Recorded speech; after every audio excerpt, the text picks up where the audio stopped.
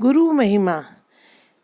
कहते हैं कि गुरु को ढूंढने की आवश्यकता नहीं पड़ती, समय आने पर गुरु स्वयं आपको अपने पास बुला लेंगे। दोस्तों, आज हम इस विषय पर बात करेंगे गुरु महिमा के बारे में।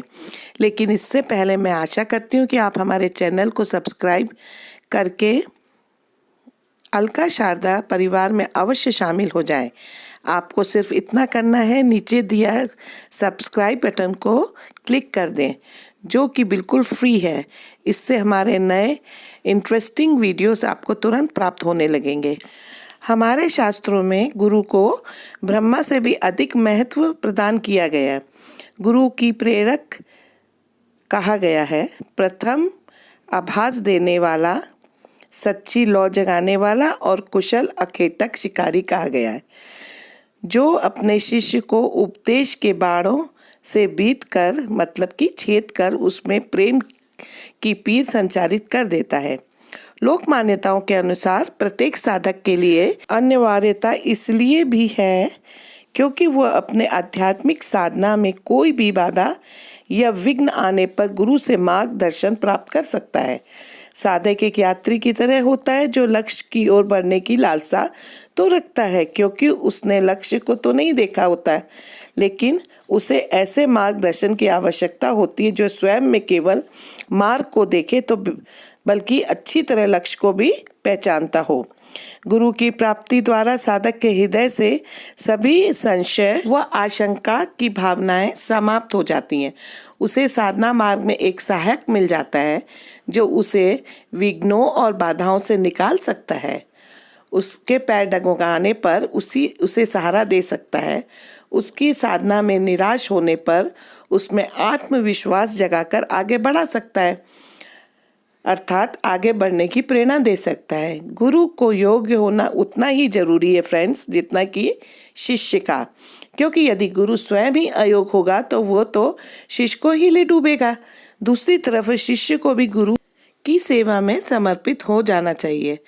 परमात्मा को उसके दिव्य और अनंत गुणों के कारण बहुत से नामों में से एक नाम गुरु भी है। इसलिए भारतीय साहित्य में कहा जाता है कि गुरु और गोविंद में कोई फर्क नहीं है। कबीरदास जी ने कहा है, गुरु गोविंद तो एक है, दूजा याहू आकार, आप मेटी जीवित मरे तो पावे करतार। अज्ञान रूपी अंधकार को दूर करके ज्ञान प्रदान करने वाले को ही गुरु कहते हैं। ग्रह शब्द इस धातु से गुरु शब्द बना है। गुरु उसे कहा जाता है जो ज्ञान का घूंट पिलाए। ज्ञान दो प्रकार के होते हैं, एक तो स्वयं प्रकाश अर्थात अपने आप पैदा होने वाला, और दूसरा परत प्रकाश्य अर्थात दूसरों के द्वारा प्राप्त होने वाला। परत प्रकाश्य ज्ञान तो गुरु के द्वारा ही प्राप्त होता है, लेकिन स्वयं प्रकाश्य ज्ञान में भी गुरु के द्वारा बताए जाने पर शिष्य की बुद्धि को ज्ञान की दिशा में प्रवाहित कर देते हैं, जिससे स्वयं साधक अपने लक्ष्य का आभास पाकर उसे ही प्राप्त करने में अपने तन मन धन से जुट जाता है और अंत में अपनी साधना में सफल होता है। इस प्रकार दोनों प्रकार के ज्ञान की प्राप्ति में गुरु का बहुत महत्वपूर्ण स्थान रहता है। गुरु ही माता पिता आचार्य और अतिथि होते हैं। उनकी सेवा करना, उनसे विद्या प्राप्त करना शिष्य और गुरु का काम है। गुरु की भूमिका भारत में केवल आध्यात्मिक या धार्मिकता तक ही सीमित नहीं रही है। देश पर राजनीतिक विपदा जब जब आई है, गुरु ने देश के उचित मार्गदर्शन देकर विपदा से उभारा भी है। मतलब आदिकाल से गुरु ने शिष्य का हर क्षेत्र में व्यापक एवं समग्रता से मार्गदर्शन किया है। अतः सद्गुरु की ऐसी महानता के कारण उनकी व्यक्तित्व माता पिता से भी ऊपर है। गुरु तथा देवता में समानता के लिए एक श्लोक कहा गया है, यस्य देवे परा भक्ति यथा देवे तथा गुरु, अर्थात जैसी भक्ति की आवश्यकता देवता के लिए है वैसी ही गुरु के लिए भी, बल्कि सद्गुरु की दया व कृपा से ईश्वर की साक्षात्कार भी संभव है। गुरु की कृपा के अभाव में कुछ भी संभव नहीं है। गुरु ब्रह्मा गुरु विष्णु गुरु देव महेश्वर गुरु साक्षात पर ब्रह्मा तस्मै श्री गुरुवे नमः। अपनी महानता के कारण गुरु को ईश्वर से भी ऊंचा स्थान दिया गया है।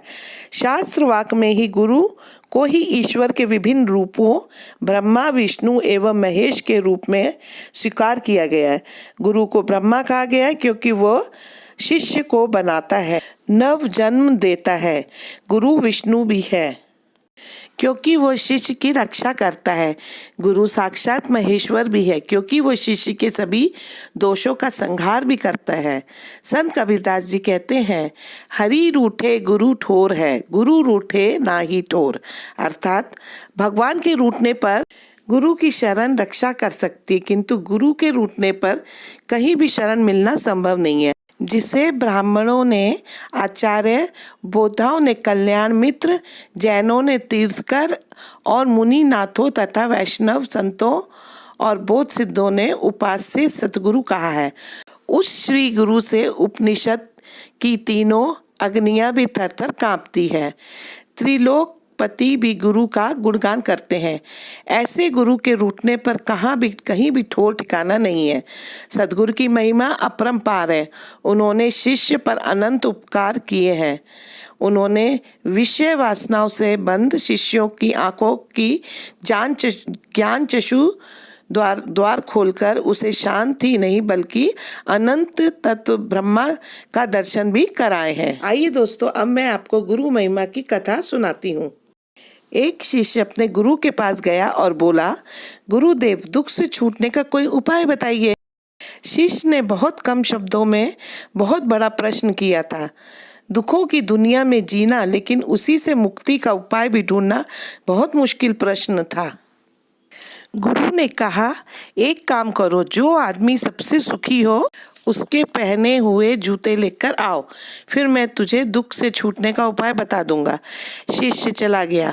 उसने एक घर में जाकर पूछा, तुम तो बहुत सुखी लगते हो। कमाल करते हो भाई, मेरा पड़ोसी इतना बदमाश है कि मैं आपसे क्या कहूँ। ऐसी स्थिति में मैं कैसे सुखी रहूँ? मैं तो बहुत दुखी हूँ, इंसान हूँ। वो दूसरे घर गया तो दूसरा बोला, अब क्या कहूँ भाई, सुख की तो बात ही मत करो। मैं तो पत्नी की वजह से बहुत परेशान हूँ। ऐसी ज़िंदगी बिताने से तो अच्छा है कहीं जाकर साधु बन जाओ। सुखी आदमी देखना चाहते हो तो किसी और के घर जाओ। वो तीसरे घर गया, चौथे घर गया, किसी की पत्नी के पास गया तो वो पति को क्रूर बताती है, और जब वो पति के पास जाता तो वो पत्नी को दोषी कहता। पिता के पास जाता तो वो पुत्र को बदमाश बताता। पुत्र के पास गया तो पिता के कारण खुद को दुखी बताता। सैकड़ों हजारों घरों में चक्कर लगा आया। सुखी आदमी के जूते मिलना तो दूर, खुद के ही जूते घिस गए। शाम को वो वापस गुरु के पास आया और बोला, मैं तो घूमते घूमते परेशान हो गया, ना तो कोई सुखी मिला और ना ही सुखी आदमी के जूते। गुरुजी ने पूछा, लोग क्यों दुखी हैं? उन्हें किस बात का दुख है? उसने कहा, किसी का पड़ोसी खराब है, कोई पत्नी से परेशान है, कोई पति से दुखी, तो कोई पुत्र से परेशान। आज हर आदमी दूसरे आदमी के कारण दुखी और दुख भोग रहा है। गुरुजी बोले, सुख का सूत्र है दूसरों की ओर नहीं बल्कि अपनी ओर देखो, खुद में झांको, खुद की काबिलियत पर गौर करो। प्रतिस्पर्धा करनी है तो खुद से करो, दूसरों से नहीं। जीवन तुम्हारी यात्रा है। दूसरों को देखकर अपने रास्ते मत बदलो, खुद की सुनो, खुद को देखो, यही सुख का सूत्र है। शिष्य बोला, महाराज, वो बात तो आपकी सत्य है, फिर इतनी परिक्रमा क्यों कराई? गुरुजी ने कहा, वत्स, सत्य दुष्पाच्य होता है, वह सीधा नहीं पचता। अगर ये बात मैं सुबह बता देता तो तुम हरगिज नहीं मानते। जब स्वयं अनुभव कर लिया, सबकी परिक्रमा कर ली, सबके चक्कर लगा लिए, तो बात समझ में आ गई। अब ये बात तुम पूरे जीवन में नहीं भूलोगे। एक और कहानी मैं आपको बता रही हूँ जिसका शीर्षक है जल की मिठास। गर्मियों के दिनों में एक शिष्य अपने गुरु से सप्ताह भर की छुट्टियां लेकर अपने गांव जा रहा था। तब गांव पैदल ही जाना पड़ता था। जाते समय रास्ते में उसे एक कुआं दिखाई दिया। शिष्य प्यासा था, इसलिए उसने कुएं से पानी निकाला और अपना गला तर किया। शिष्य की अद्भुत तृप्ति मिली क्योंकि कुएं का जल बेहद मीठा व ठंडा था। शिष्य ने सोचा, क्यों ना ये यहाँ का जल गुरुजी के लिए भी ले चलूं। उसने अपने मशक भरी। मशक जो होती है फ्रेंड्स, चमड़े की बनी हुई थैला होता है जिसमें पानी भरते हैं, और वापस अपने आश्रम की तरफ चल पड़ा। वो आश्रम पहुंचा और गुरुजी को सारी बात बताई। गुरुजी ने शिष्य से मशक लेकर जल पिया और संतुष्टि महसूस की। उन्होंने शिष्य से कहा, वाकई जल तो गंगा जल के समान है। शिष्य को खुशी हुई। गुरुजी से इस तरह की प्रशंसा सुनकर शिष्य आज्ञा लेकर अपने गांव को वापस चला गया। कुछ ही देर बाद आश्रम में रहने वाला दूसरा शिष्य गुरुजी के पास पहुंचा और उसमें भी वो जल पीने की इच्छा जताई। गुरुजी ने मशक शिष्य को दे दी। शिष्य ने जैसे ही घूंट भरा उसने पानी का बाहर कुल्ला कर दिया। शिष्य बोला, गुरुजी इस पानी में तो कड़वाहट है और न ये जल शीतल है। आपने बेकार ही में उस शिष्य की इतनी प्रशंसा की। गुरुजी बोले, बेटा मिठास और शीतलता इस जल में नहीं है तो क्या हुआ, इसे लेने वाले के मन में तो है। जब उस शिष्य ने जल पिया होगा तो उसके मन में मेरे लिए प्रेम उमड़ा होगा। यही बात मेरे लिए बहुत ही महत्वपूर्ण है। मुझे भी इस मशक का जल तुम्हारी तरह ठीक नहीं लगा, पर यह कहकर उसका मन दुखी करना मैं नहीं चाहता था। हो सकता है जब जल मशक में भरा गया तब वो शीतल हो, और मशक के साफ न होने पर यहाँ तक और आते आते ये जल वैसा नहीं रहा। पर इससे लाने वाले के मन का प्रेम कम नहीं होता है ना। तो दोस्तों, इस कहानी की सीख यह है कि दूसरों के मन को दुखी करने वाली बातों को टाला जा सकता है और हर बुराई में अच्छाई खोजी जा सकती है। तो दोस्तों, आज के लिए बस इतना ही। आशा करती हूँ कि आपको मेरा ये टॉपिक गुरु महिमा के ऊपर जो मैंने आपको बताया है, ये जानकारी दी है, ये आपको पसंद आई होगी। और आप मेरी इस वीडियो को अगर पसंद आई हो तो आप ज़्यादा से ज़्यादा अपने दोस्तों में शेयर कीजिएगा, और मेरे चैनल को सब्सक्राइब करना बिल्कुल मत भूलिएगा। तो फिर जल्दी मिलते हैं। धन्यवाद।